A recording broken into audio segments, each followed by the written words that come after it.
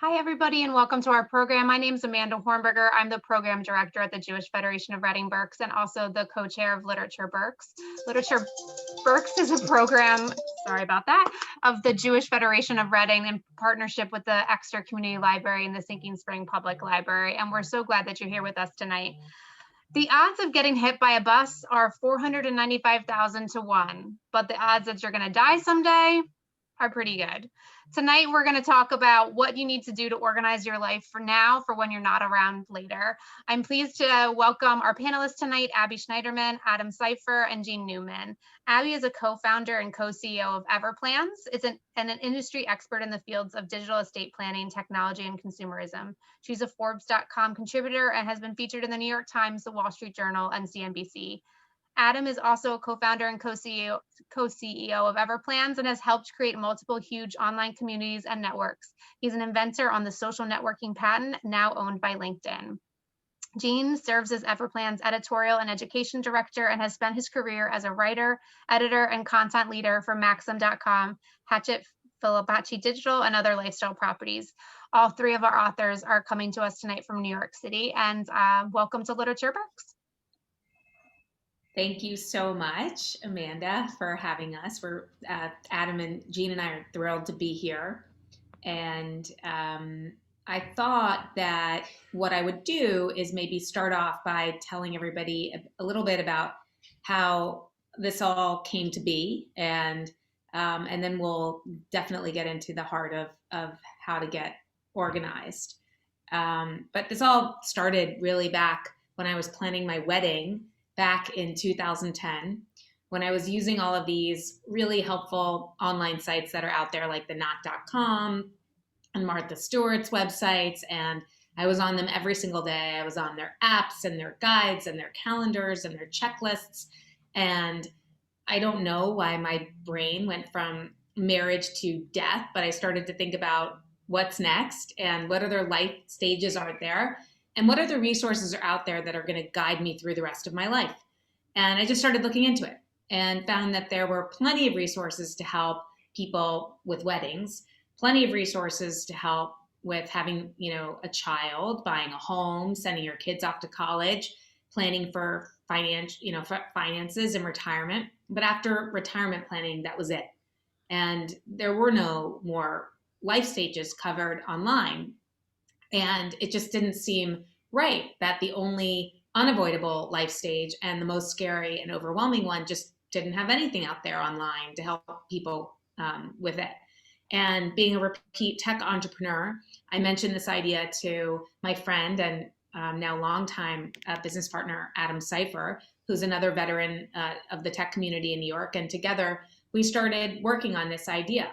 And we started by, the premise was to create the first modern consumer company in what we now call life and legacy planning. And we started by writing articles. We wrote articles on everything from how to create a will to what do you wear to a funeral to what does a healthcare proxy do. And really our company, Everplans, was the result. And it grew quickly. This is a picture of our team a few years back, but it grew quickly, proving that there really was clearly a need for this type of information. Today, we get over 4 million people a year who come to our website just to read the articles that we put out there.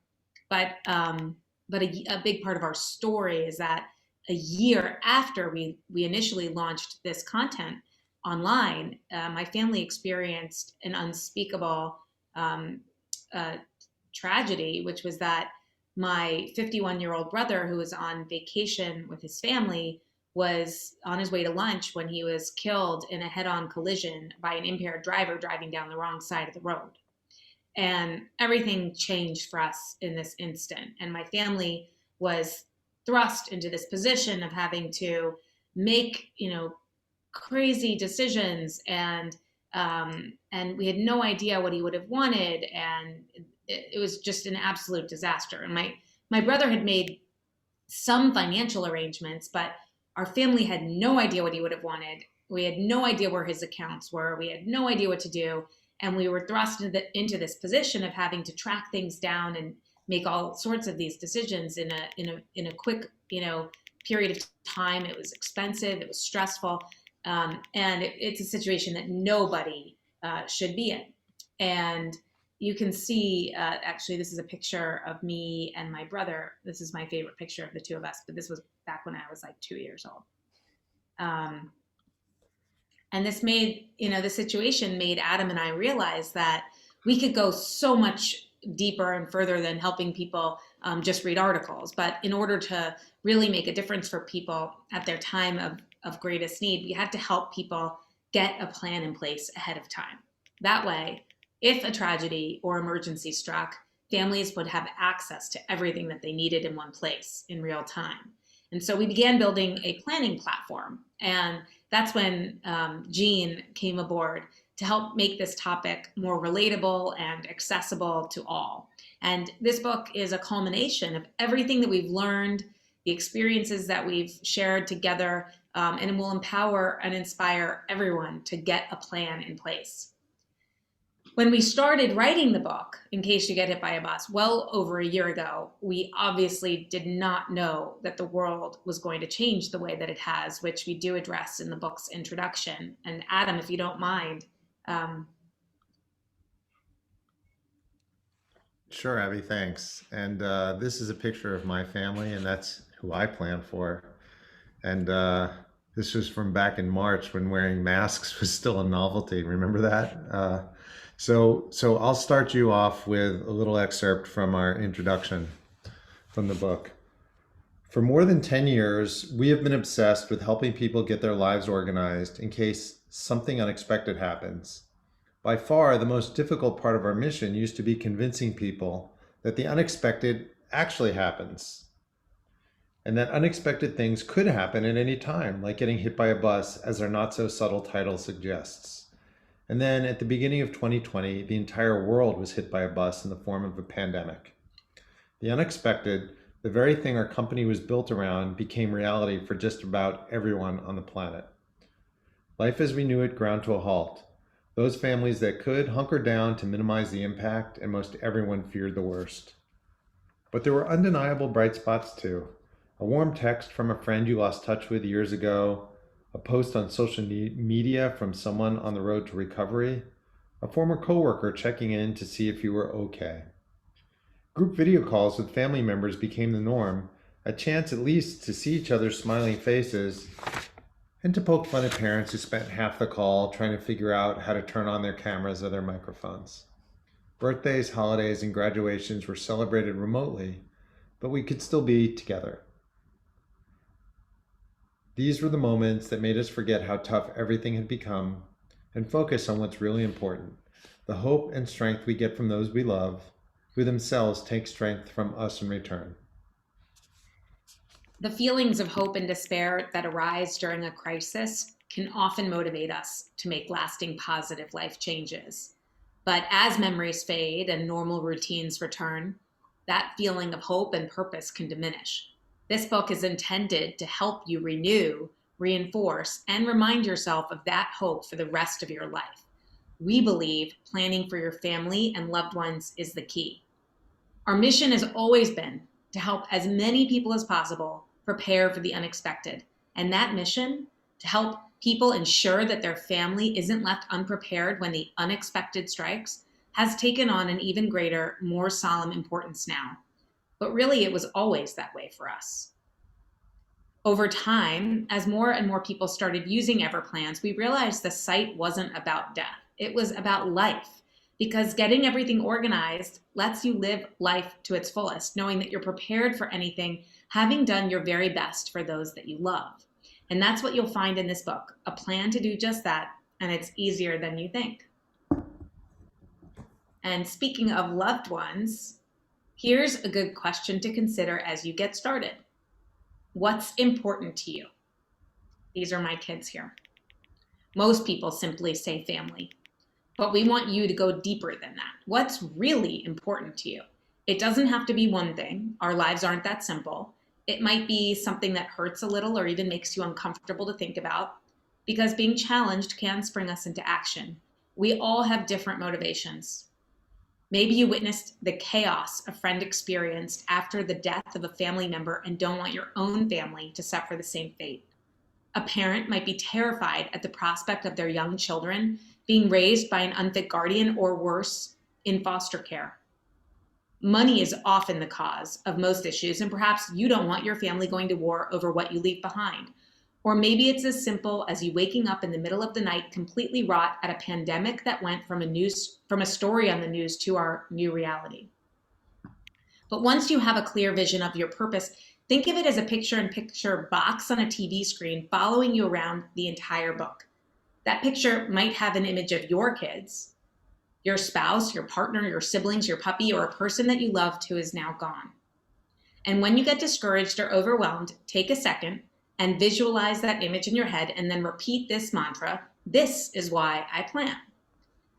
So now that you know a little bit about where we're coming from, Gene is going to give us the framework in which we help you get your entire life in order without losing your mind. Thank you, Adam and Abby, and hello, PA, my hometown, my home state. So this book is broken up into 3 levels, and each builds on the last to help you gather and organize all the stuff that you already have, all the things that you need or that you want, and ways to add personal touches to truly make it yours. Every single task we cover throughout the entire book features a plan of attack, which tells you exactly how to get that thing done, how long it should take, and an estimated estimate of the cost, if there is any. There are other elements scattered throughout the book, primarily in the form of side missions, where we cover things that may or may not apply to your life, such as if you have young kids, if you care for aging parents, if you have pets or a small business, and a bunch more. We also have 3 break time sessions that cover when you should update your plan, how to have difficult conversations with your family members about planning without emotions running wild, and the unfortunate consequences your family and loved ones will face if you don't do any planning. Even though the book covers every possible component of a person's life, it's all broken down into easy to digest pieces to prevent you from getting overwhelmed.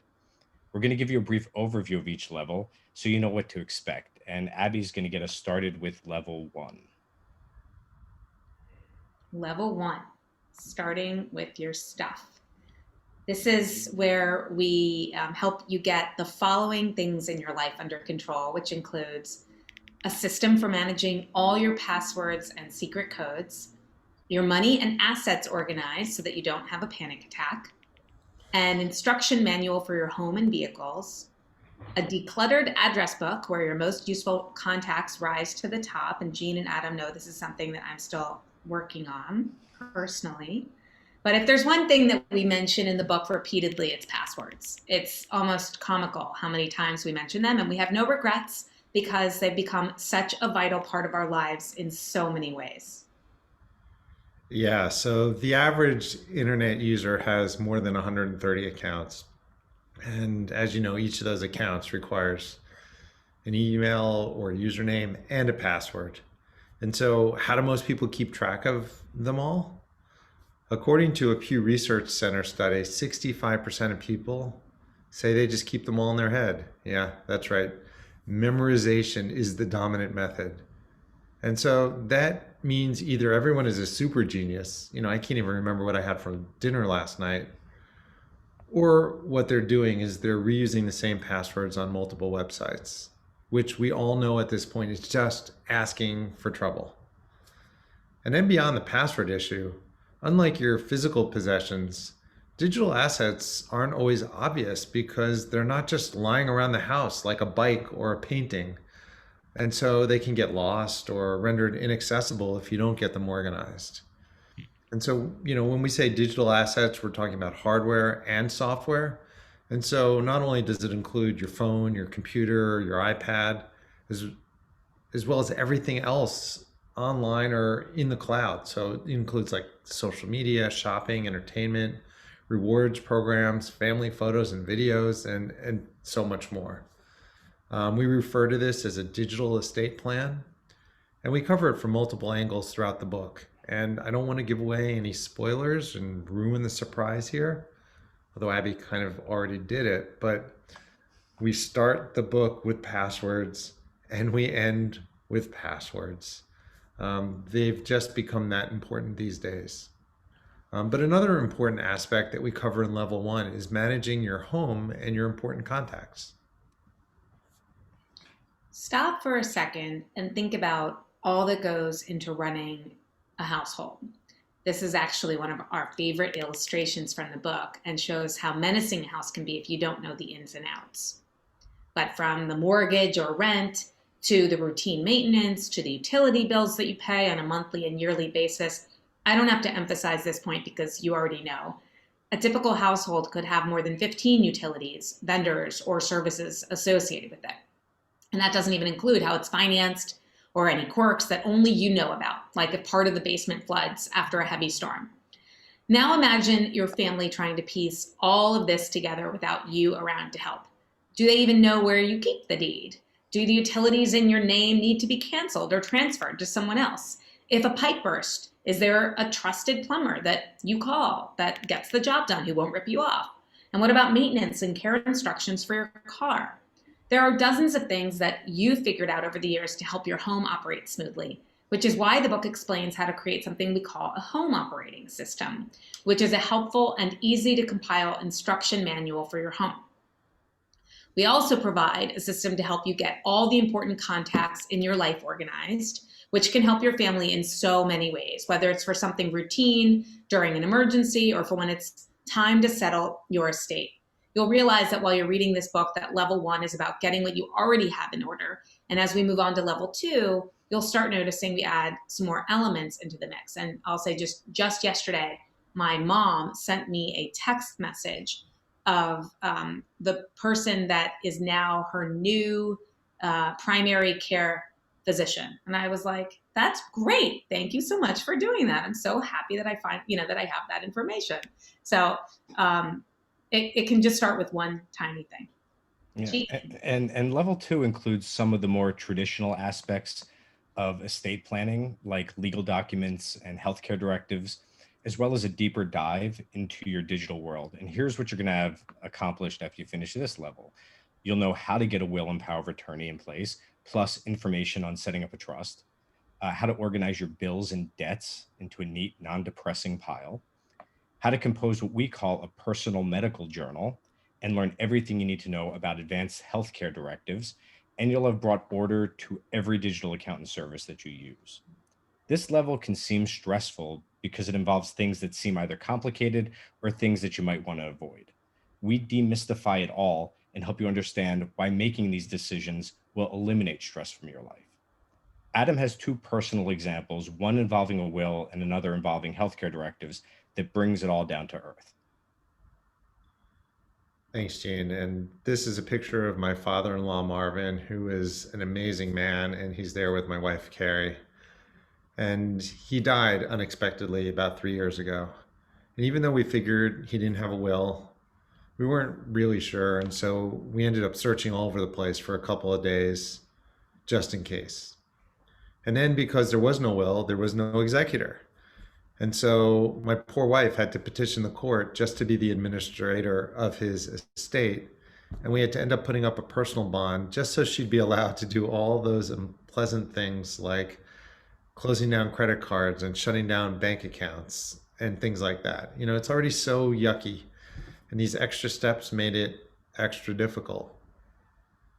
And it would have been pretty easy to avoid. Creating a will is not that difficult. It's not as complicated or as expensive as a lot of people think. There's a lot of free online options or inexpensive options. And they cover the basics and can help you to make sure that you have something in place, which is better than nothing.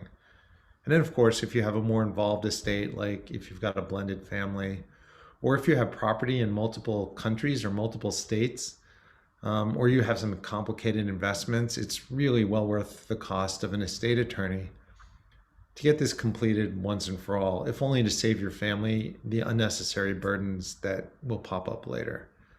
And then now on the flip side of it, I want to talk a little bit about how advanced planning made all the difference for my mom and for me and my family. This is my mom, Joan.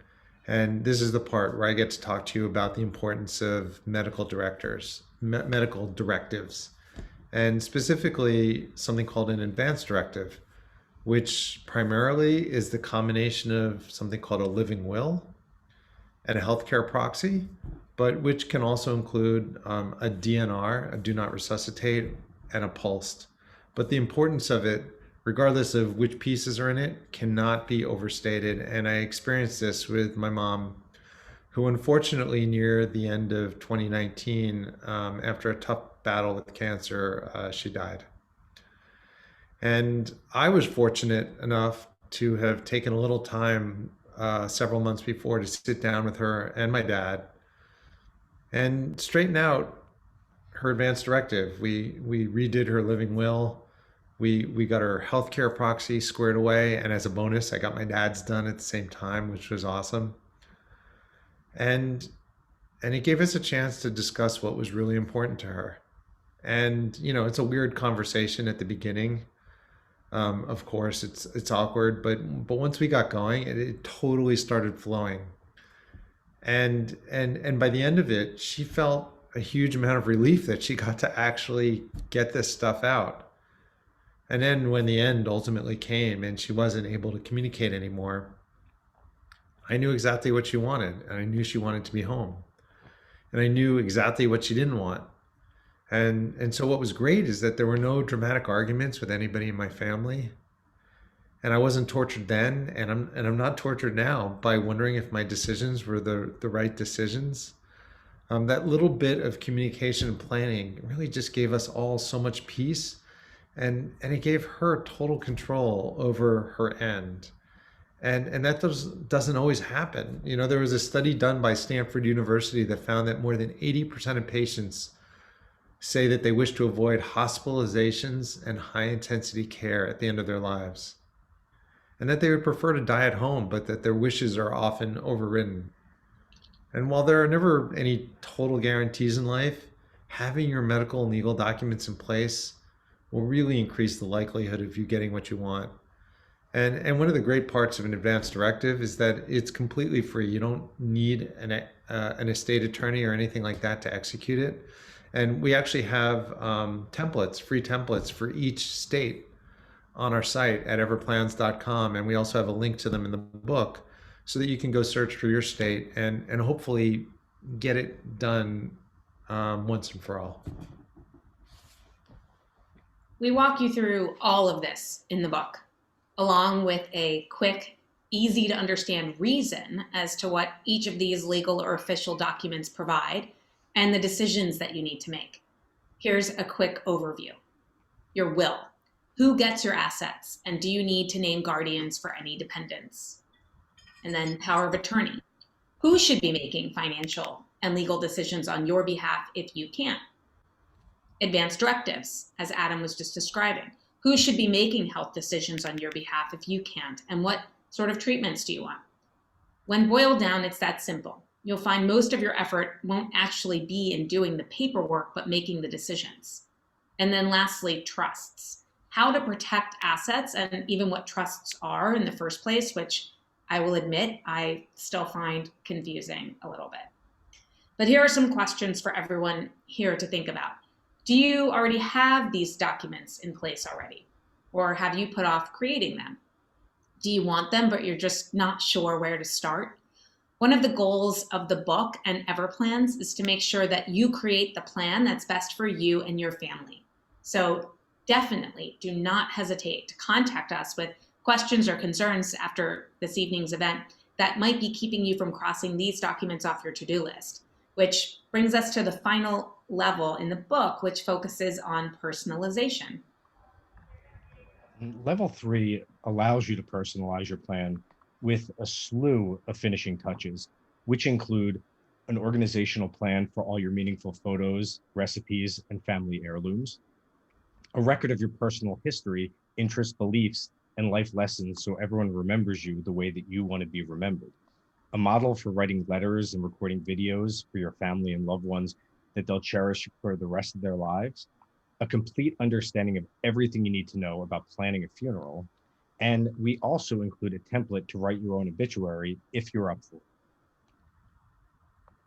I do want to share something that isn't in the final draft of the book, but it's a story I love, and you could think of it as bonus footage. But I was talking about family traditions over the high holidays, pre-COVID, the last Rosh Hashanah that there was before COVID. And one of our dear family friends was hosting a brunch when she took me aside and she led me into another room. And she showed me something called a miniature chest drink table that her late mother had found antiquing in Canada. And Melanie recalled how her mother had 2 armchairs next to each other with this chest between them. And after she died, Melanie and her family were packing up the apartment and they found notes on the back of her favorite things, including this chest, which said, "For Melanie, little table, to Melanie, much love, Mom."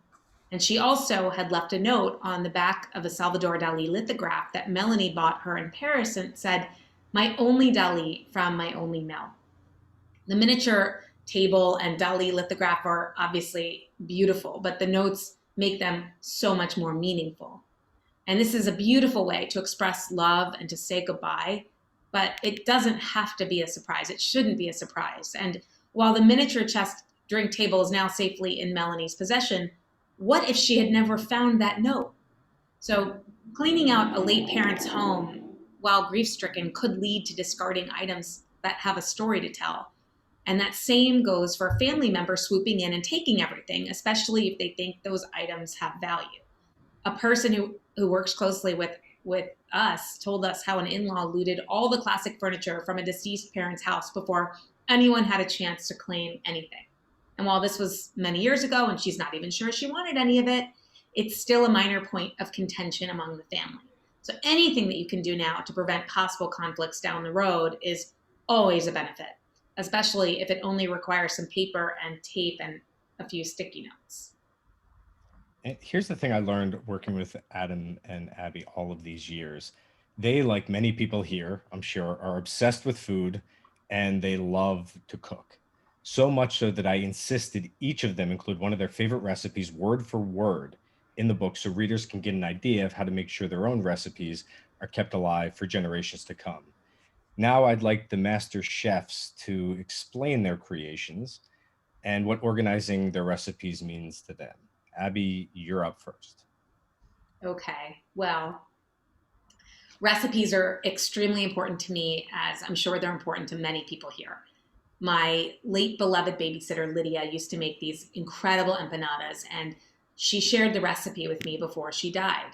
And every time I miss her, I make those empanadas and they bring back the warmest memories. Plus, I get to share them with my kids, which now creates new memories for us. I didn't actually include that recipe in the book, but what I did was I included my grandmother's, or I guess it's now my, mandel bread recipe that was adapted from my grandmother's and my mom's recipe. And there on the left, you can see me here with my sister showing my daughter, Danny, how to make those cookies. But Adam actually went a more savory route.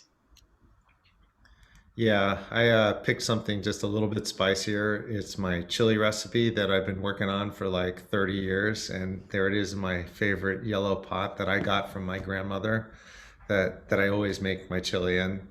And this recipe is all prepared in an Excel spreadsheet. I totally geeked out on this. And so you can plug in how many people you're feeding and it recalculates all the ingredients for you. It makes suggestions on replacement ingredients. It even has tips on things like remembering not to rub your eyes after handling the chili peppers, otherwise you're going to be super sorry.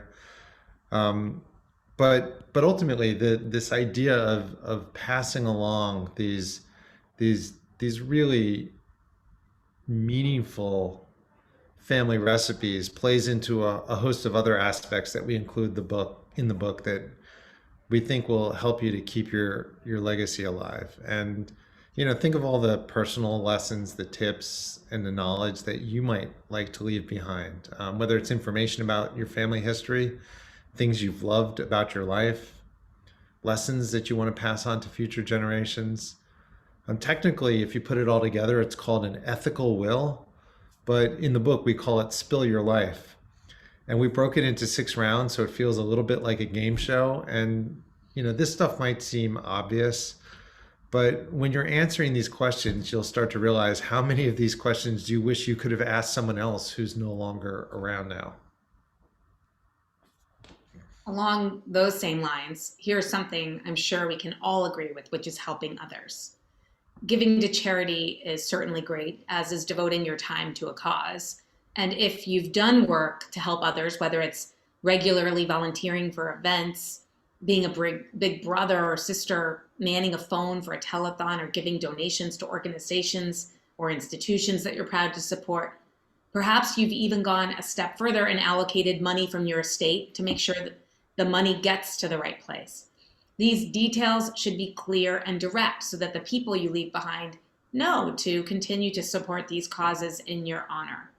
Which brings us to the final part of the book and the inevitable part of life, the end. We weren't kidding when we said we'd help you write your own obituary. We included 4 templates from small all the way up to supersized. But before this, we walk you through every aspect of planning a funeral, including what needs to be done if you opt for burial or cremation, several ways to set money aside so you get the funeral you want, and how to add as many personal touches to the service to make sure the last party you attend is one for the ages. This may seem like a sensitive topic, but it could also be viewed as a practical discussion to have with your family. For example, for my brother's funeral, we probably paid way too much for the casket because we didn't know any better at the time.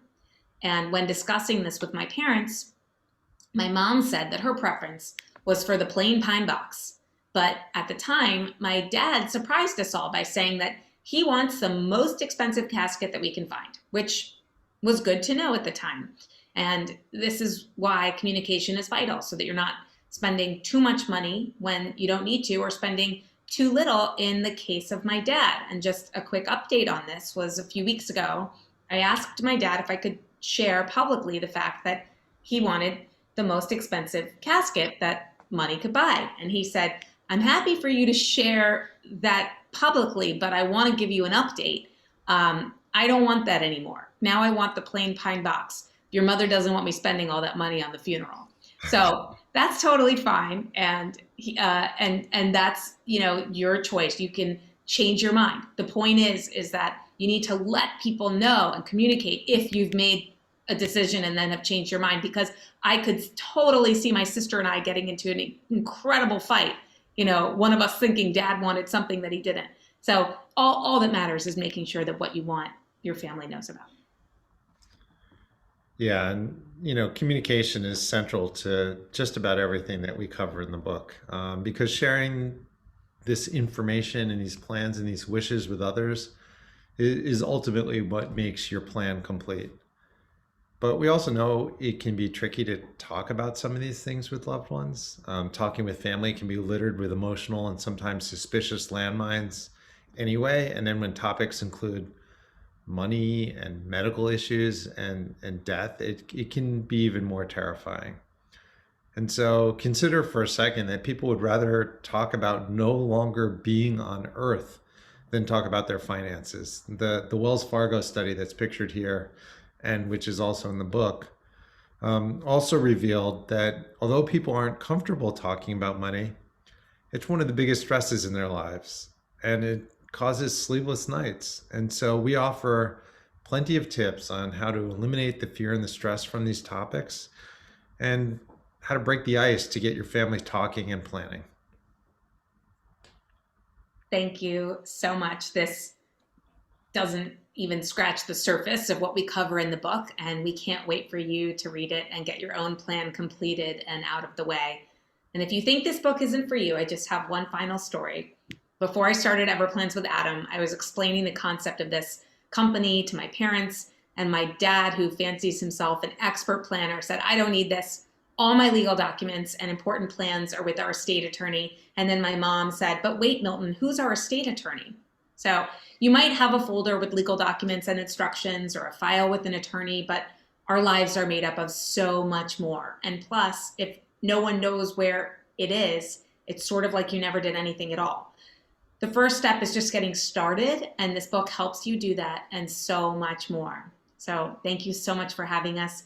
We're here to answer any questions that you may have. Thank you so much, Jean, Adam, and Abby. This was super helpful, a nice breakdown. If you have a question, you're welcome to raise your hand. We can unmute you. You can put your question in the chat or the Q&A. I also put a link to purchase a copy of In Case You Get Hit by a Bus from our independent bookstore partner. It's a great gift for people in your family. It's a great gift for yourself.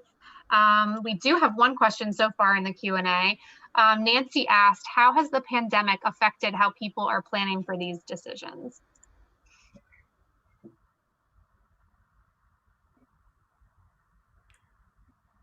Abby, do you want to take this? Do you want to talk about, because I Sure. know you've had some experience with this actually. Sure, I'm happy to. I mean, I think that, and we do talk about this in the introduction to the book, but the I think before COVID, all of this planning here, was, I think people thought of it as nice to have, and now I think the whole world was sort of hit by a bus in the form of a pandemic. I think we all now realize that doing even just a bit of this planning is not nice to have anymore. It's need to have.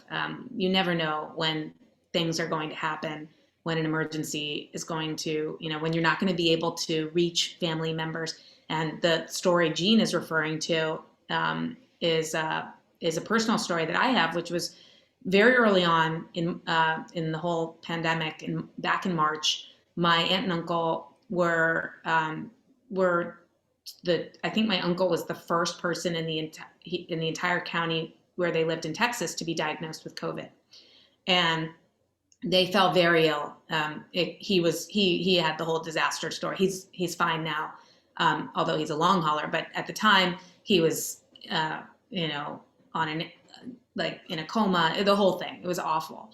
And my two cousins, adult cousins, who lived at least an hour or two away from the parents, didn't know how to contact their parents because the parents had my aunt and uncle just moved into a new community. They had no idea how to contact their neighbor. They didn't know who their neighbors were to go check in on them. And they had no idea who their primary care physician was. And it was just such a nightmare. And so I think it's the importance of sharing even some very small pieces of information have just become so much more crucial now and top of mind. And it also just highlights that there are a few key things that you can do that could make a huge difference in your family's life now. And I'll just add something which may resonate with some of you. Since the pandemic started, I feel like everybody's digital life got like exponentially more complicated. I'm sort of the designated keeper of everybody's credentials for school Zoom and work Zoom and Skype and Microsoft Teams and so many things now that everybody is using on a daily basis that were never even really part of our lives. And sort of getting that organized and making sure that everybody has access to it is just like one small example of how suddenly, a change in your way of life can add like a whole extra dimension to how painful it is to be disorganized. Yeah, that makes complete sense. Kind of piggybacking on that with passwords, there's a lot of programs that offer like cloud-based, we're going to memorize all your passwords for you. So you need that one password to get into the cloud, or is it better to just paper and pencil and write everything down? What do you recommend? We're huge proponents of password managers. There's lots of good companies out there that are highly secure, really good systems. We have a few that we recommend. I personally use two different ones, one for work, one for personal use. One's called Dashlane and the other's LastPass. And just like you said, all you need to do is memorize the one master password for your password manager, and then the password manager does all the rest of the work to give you a unique password on every other site that you use. And then what you need to do is make sure that you share the master password with at least somebody in your life who would need to access those accounts in the event that you weren't able to. And some of these password manager programs actually have a way for you to designate somebody who can get access to your account in an emergency. And, I actually sat down with my mom a few years ago and got her going on a password manager. And it was like one of the greatest things we ever did. It was great for her because she didn't keep getting shut out of things on a daily basis and having to sort of call me up for tech support. But it was also great for me because whenever something invariably did come up, I was able to easily walk her through getting into something, or I could get into it from my end because I had access to her password manager. And then when she died, even now, a year and a half later, I still find myself needing to get into her email account or an account here or an account there from time to time. And I'm so happy that that's in place. So yeah, we're really big believers in that. In the book, we walk people through the methods that people store, including what Adam mentioned earlier, that they have it in their head and we're saying stop, have some system. So if someone does want to have a digital document, or even if they handwrite it down, the problem with that is they're out of date almost immediately. Keeping that up to date, it's almost worse to get a list of outdated passwords than to get no passwords, because the frustration just mounts there. And you could also, using it today, you could share these passwords with people without them even seeing the password. So I know some people that are dealing with their children in school, perhaps they don't want their kid to screw up a password and lose that. So you control all that and you could have access, and other people can't do it either for work, for your personal life. But we have come around on it because it's something that we've told people. It'll make your life so much easier. So just give it a try. Put a few accounts in if you're worried. And after a while, you're going to wonder why you've been making it so hard on yourself this whole time. Oh my gosh, I wouldn't even be able to live my life today without a password manager. Yeah. And if you want to keep it all on your phone, I see there's a question from Rachel about that. That's cool. Just make sure somebody in your family has the unlock code to your phone, because it's really easy to get unlocked or locked out of somebody's phone these days. And Apple can't get you on there if you're locked out. Although, I mean, I would just say, though, Adam, that I would be really nervous personally about that, because in the event of an emergency, if you have everything in your phone and you lose your phone or something happens to your phone, and that's the only place to get access to those critical passwords, then you're kind of toast. So I think that another reason for a password manager is that it's all online, it's all in the cloud. You have easy access in case of an emergency. Somebody else is going to be able to access it. But you have to do whatever you're comfortable with. But we believe in these services. We don't work for a password management company. We don't get anything for telling you to go use one. Maybe you two don't, but I'm getting paid big by big password. No, but we've studied these things for a long, long time, and we just really believe that this is important. And back up your phone. And that's the main thing too, because we talk about that with photos, with passwords. If you are keeping everything on your phone, make sure you back it up. So if you have iCloud, if you're using Android and you're doing it on Google, do that, because also the other thing on your phone that you probably have are thousands of photos. And if they're just there and you drop it out, your window, or as Adam had early in the pandemic, I believe his son crushed it in a bed. What happened there? So this is on the very first day of the pandemic, as we were pulling up to our house when we fled the city, we got out of the car and my son dropped his phone on the driveway and it smashed, and we had to get a new phone. And then a few weeks later, when we made our first trip back into the city with this new replacement phone, somehow it got folded up in the sofa bed and torn in half, and we had to start over again.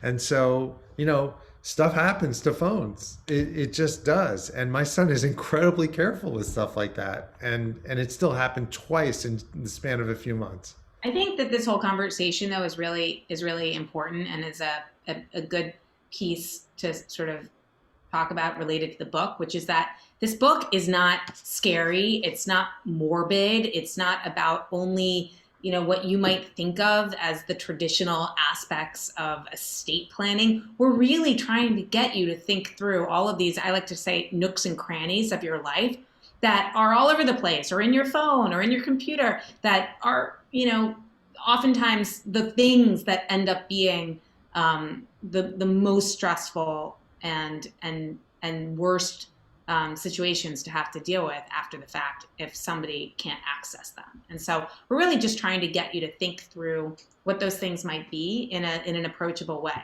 And Abby makes the perfect point that a lot of people tend to focus on the estate planning and the documents. And we say that's a very small part of the book. The book is mainly about your life, like how your home operates, how you organize photos, how you organize recipes, how the contacts, which according to Abby now, we're keeping score. You have to get your contacts and a trust. But those types of things seem like they dominate the conversation. And but for us, when you're reading it, you realize like writing out a medical journal and saying, here's all the things I'm dealing with. Here's the medication I take. Here's how I care for your kids. Because again, it's always one person that has all this information and they're usually too busy to write it down. And we say, you have to, because if you don't, first, someone else can help out. A lot of times it doesn't just have to be you. And if something happens to you and you have to go away or you have to live your life, and I know Adam mentioned this in the section about one of the side missions about caring for aging parents, it's like you will have to take time for yourself. And at those moments, it's nice to be able to hand it off and say, this is the medication. This is the appointment they have to get to. This is how they keep this stuff running. This is how you submit forms to Medicare.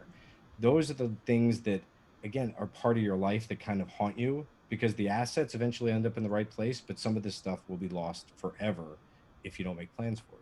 We were talking a few weeks ago to a dear family friend who had recently lost her husband, and she said he'd actually done a lot of planning. They had all of their legal and financial paperwork completely buttoned up. She said the thing that she is completely agonizing over now is how to turn on what the right light bulbs were, that they had these special light bulbs in their home, what those were and where he found them. And that's the thing that she's stressed out about right now. And it's about, what are those secrets or quirks or just things that you're the one who takes care of that somebody else might be, really missing if you don't document. And there's a million things that you probably aren't thinking about, but we've thought through a lot of them, and we're trying to get you to be able to. We're here to inspire you. So I have a question about level 2 planning. So a lot of people say, okay, I had my first kid, I made my will, like I did it. What are those other, we'll say like trigger events or times where you should go back and, it's great to write a will at 25 at the birth of your first kid, but if it sits there for 30 years, that's probably not super helpful. So are there certain times or events that trigger you to go back and look at some of those legal documents? On page 62, we start with one of our break times. It's the life milestones and pit stops. And as you heard from Abby, what inspired all of us, she's the impetus, her wedding. If she didn't get married 10 years ago, we wouldn't be sitting here. We wouldn't have this book. So thank you for getting married and thinking of death while doing it. So there's that. Also, the other side is splitting up. Like when people are getting divorced, there's a lot of beneficiaries you're going to want to change, information like that. When you have children, usually when you lose somebody, that's a time when people are more reflective, but you also may have to name new beneficiaries, do different planning like that. When people are sick, a lot of times when you get a diagnosis, and it doesn't have to be terminal, it could be just something you're going to have to manage. Again, it starts reminding you of your mortality. When new laws and landscapes come up, if you move, some directives might not be valid in a new state. So you're going to have to think that through. And that's when you do want to probably talk to an estate attorney, because as Adam mentioned earlier, when you have property in different states, it's where that property is, not where you're living, that you have to execute the will. So if you have something in Pennsylvania and something in Florida, you have to now, work in both of those states. And then money is another one.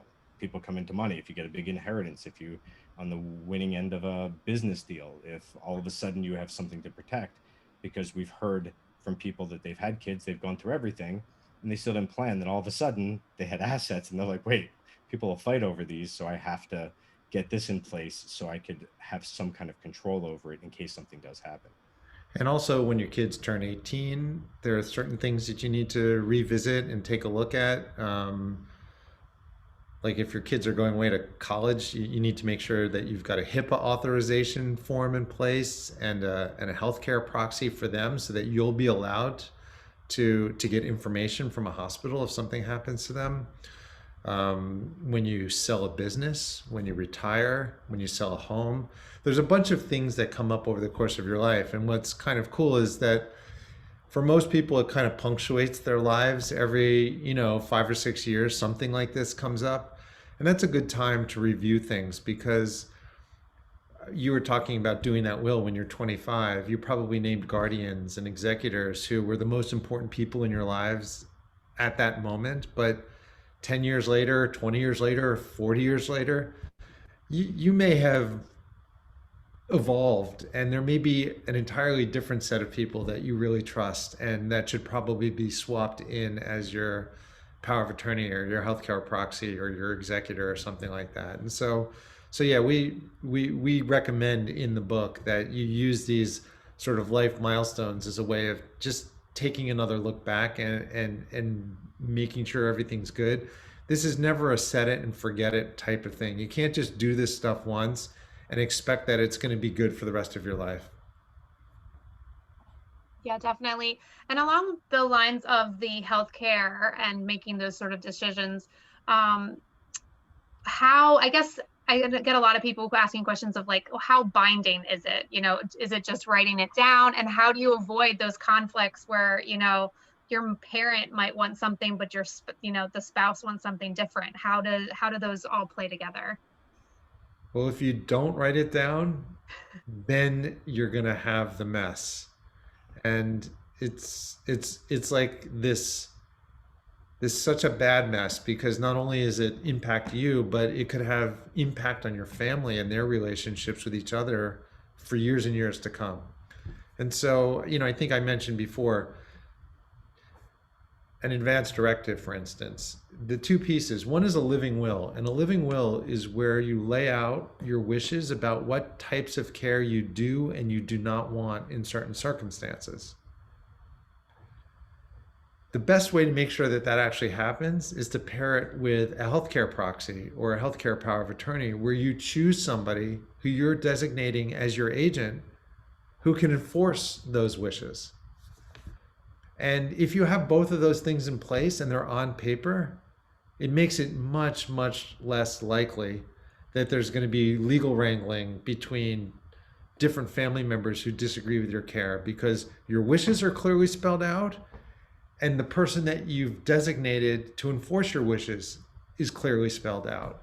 And in most places, hospitals will try their hardest to honor those wishes. It's also a good idea, like we discussed too, to try to communicate those wishes in person with your healthcare proxy or with other family members ahead of time so that there is no opportunity for fighting because you've already fought that fight with your family if people have disagreements. And it's taking the burden off them because if they have to decide, no one's going to be happy to make this decision under any circumstances. But if you make it and they're enforcing it, first they could stand up to that and say, this isn't my decision. This is their decision. This is what I'm doing. And it can alleviate that fight. So someone there might want to fight for it, but they're going to say, you know what? I can't do, it's out of my hands and they trusted you for this reason. So that person has to be someone that will see it through. And that's why you do have that discussion beforehand. Because if you find out that that person is like either unwilling to pull the plug no matter what the situation, or all too willing to pull it no matter what the situation, you want to make sure that that's the right person in your corner because they could have people stressing out. They could have people, forcing them to make decisions. And they are going to have to stand strong and say, this is what it is. And it's not mine, it's their person. I was just going to say one other thing, Gene, if you feel uncomfortable to have that actual conversation with your family, another thing that you could do is to take a video of yourself talking about your decisions so that in the event that something happens to you, your family at least has a very real version of you, right? Talking about what you do or don't want. And we mentioned with a letter of last instructions you include with the will. Now it's not legal, but it allows people to understand why you made those decisions. Any video you leave, anything you leave behind when there is no documentation, they're going to start looking for that. And they're going to want to, but ideally, you don't even get to that point. Because once it gets to that point in the book, we talk about Terry Schiavo and things, these big things that have happened. And our goal is to have everyone avoid all of this. So it doesn't even come close to that. And everyone's just dealing with the stress. Because when it does happen, you are not thinking straight. Everything is falling apart, and you don't want to have to think about it that way. But this doesn't have to be overwhelming or scary. And the whole idea behind the book is to help you think these things through, make a little bit of progress, or a lot of progress, depending on the type of person you are, and then be able to sleep better at night, knowing you've done something incredible for your family. Yes, absolutely. I think the only part that sounds super overwhelming is the house stuff. You know, my in-laws had a house that they lived in for 30 years and then they sold it and they were alive and it was still the most stressful experience ever. Are there any tips for how to gather all those sort of home documents and guides together? With our home operating system, because my parents sold their house after 50 years. And honestly, because we've been forcing them, my sisters and I forced them to start thinking of that and like downsizing over the years. It really is going room to room. And we walk it through in our home operating system. It's saying, how do you start just looking at each room and not looking at your house as a whole, just saying, okay, I'm going to go to the basement. What are the utility parts of the house? What makes my kitchen special? What are things like that? What would I have to explain to someone?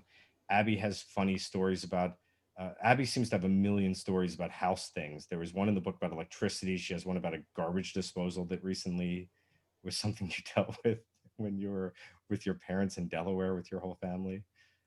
Yeah, well, this is just a little quirk, but I mean, it's these, and this is a good example because it's, you just have to think of what is this example for your family. But in our family, I was at my family's house and I couldn't get the sink to work properly. And my dad came in and started shoving a broom down the garbage disposal, and then the sink started working again. And I said, well, that's great, Dad, but if you weren't here, how in the world? I would have had to like call a guy and spend hundreds of dollars to do that. So what is the, you know, what are the quirks like that every family has that, you know, that are, those are the types of things that we're getting you to go sort of room by room and thinking about for your own household. And we want it to be a process. It's like, it's not like, hey, take all your stuff and throw it in the middle of your house and just deal with that. That's terrible. Start with the drawer. Start with things that are important. Start with making sure that documents and like warranties and certain paperwork is where you could find it for when you need it. Because a lot of times this stuff, you don't care about it until, like, you don't care about an electrician until your fuse box blows up. Then all of a sudden you're like, wow, power is the most important thing. Or one of the funny sections that relates to this is the skeletons in your closet section, which we try to get you thinking about what are those things. In my example, it's like the love notes from my 8th grade boyfriend that I don't really want my husband to find if something were to happen to me. But what are those examples in your own life? And we help you start thinking about where might those skeletons in your closet be hiding, and who should, you know, who do you want to be the person to come and kind of sweep that stuff up in case something happens to you. Thank you so much. I'm going to put a link in the chat again to purchase a copy of In Case You Get Hit by a Bus. Gene, Adam, and Abby, thank you so much. You gave us a lot to think about. The book is great. It's organized. It's easy to read. I like that, like you said, you can do it in bits. So if you're not one of those people who wants to sit down and devote a whole day to it, you can totally just take little bits, 20 minutes a day, and really work on little things at a time. Our next event is next Tuesday night, and it's talking about getting good at getting older. So it ties in perfectly with some of the things that we talked about tonight. Thank you all for joining us, and stay safe and stay well. Thank you so much Bye. for having us.